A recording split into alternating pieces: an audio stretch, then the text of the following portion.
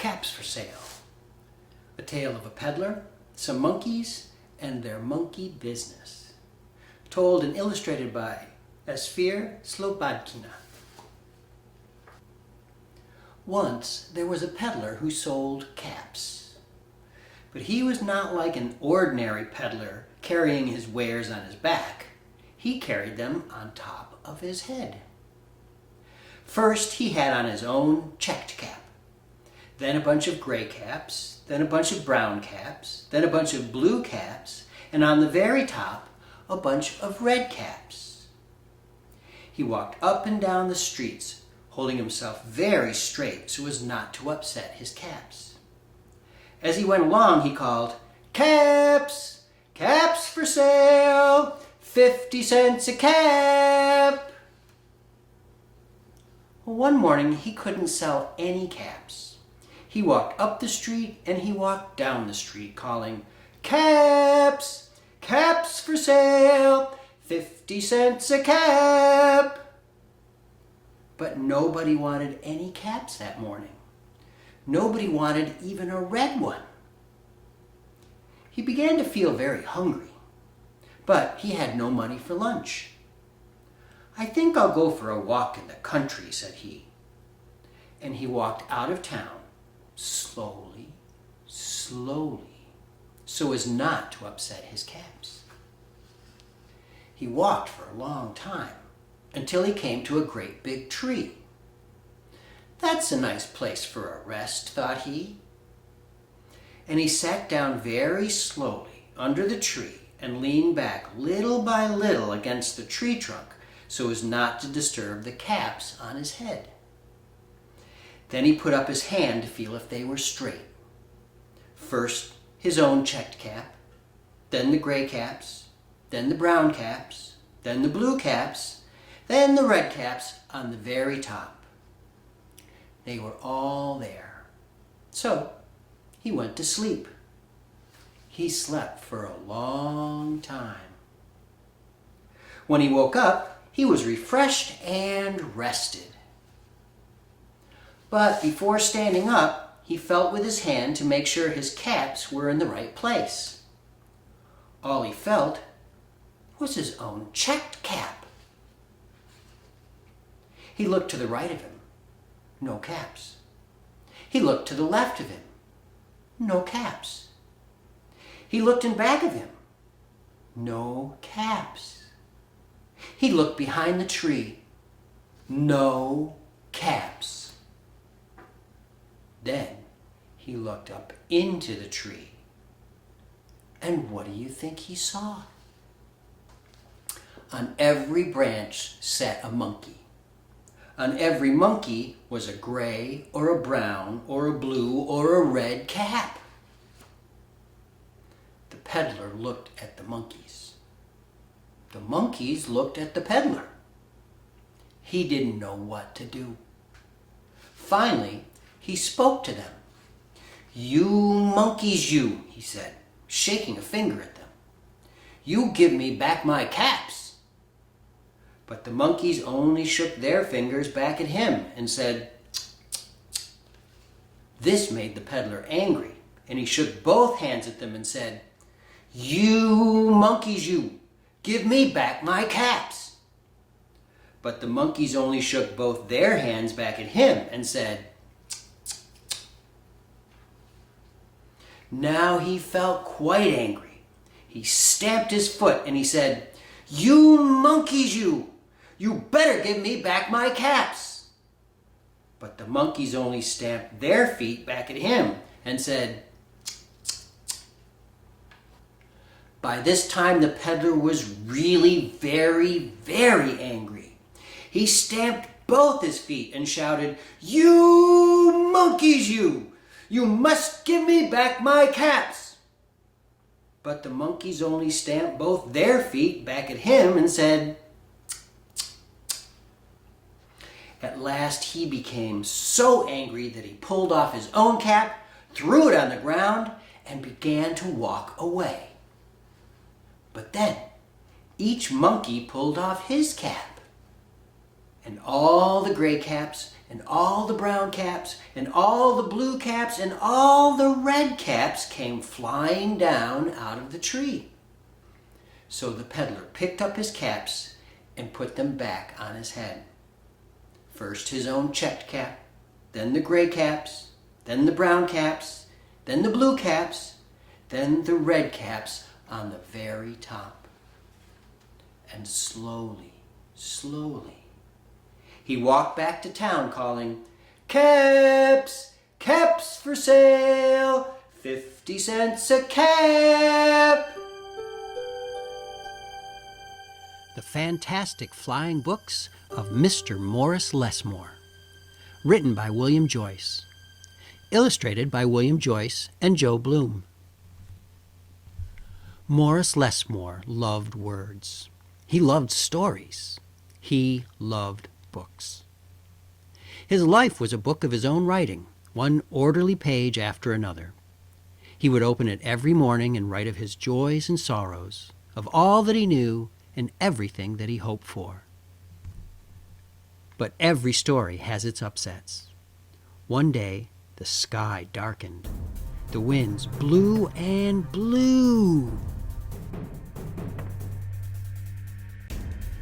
till everything Morris knew was scattered, even the words of his book.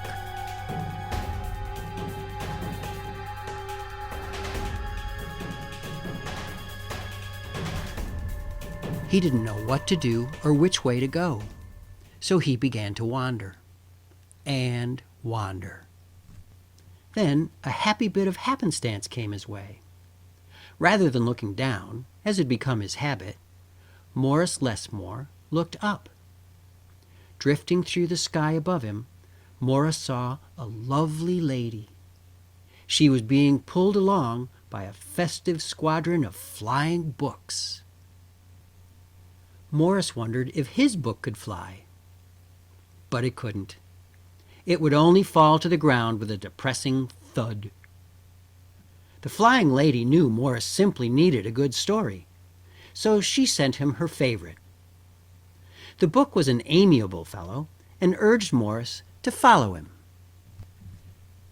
The book led him to an extraordinary building where many books apparently nested. Morris slowly walked inside and discovered the most mysterious and inviting room he had ever seen. It was filled with the fluttering of countless pages, and Morris could hear the faint chatter of 1,000 different stories, as if each book was whispering an invitation to adventure. Then his new friend flew up to him and landed on his arm. It held itself open, as if hoping to be read. The room rustled to life. And so, Morris's life among the books began. Morris tried to keep the books in some sort of order, but they always mixed themselves up. The tragedies needed cheering up and would visit with the comedies. The encyclopedias, weary of facts, would relax with the comic books and fictions. All in all, it was an agreeable jumble. Morris found great satisfaction in caring for the books, gently fixing those with fragile bindings and unfolding the dog-eared pages of others. Sometimes Morris would become lost in a book and scarcely emerge for days.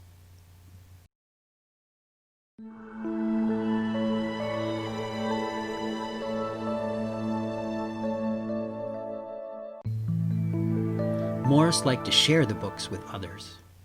Sometimes it was a favorite that everyone loved, and other times he found a lonely little volume whose tale was seldom told.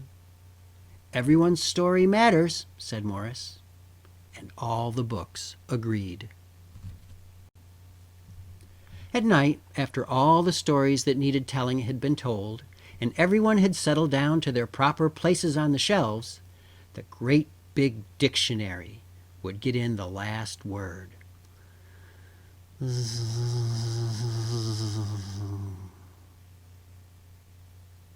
It was then that Morris Lesmore would once again write in his own book. He wrote of his joys and sorrows, of all that he knew and everything that he hoped for. The days passed.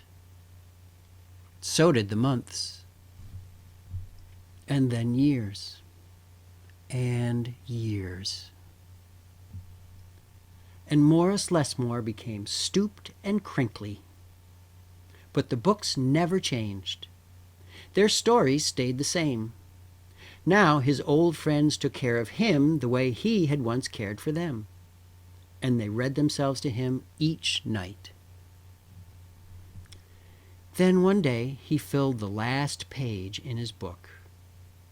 He looked up and said with a bittersweet sigh, "I guess it's time for me to move on." The books were sorry, but they understood. Morris put on his hat and took his cane. As he went to the door, he turned and smiled, then waved goodbye. "I'll carry you all in here," he said, and pointed to his heart. The books waved their pages, and Morris Lesmore flew away. And as he flew, he changed back to the way he'd been that long ago day when they'd all first met.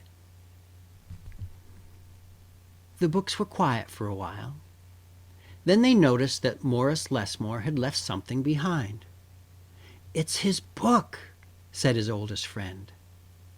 Inside was Morris's story, all of his joys and sorrows, all that he knew and everything that he hoped for. Then the books heard a small, expectant sound. There in the doorway was a little girl.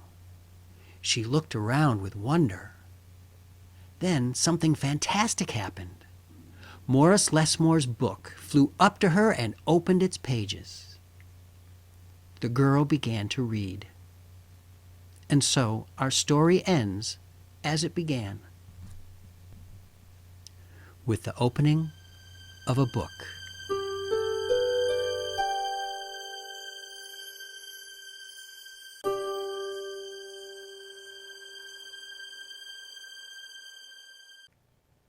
One, two, 1, 2, 3. I keep a story in my pocket and a story in my shoe.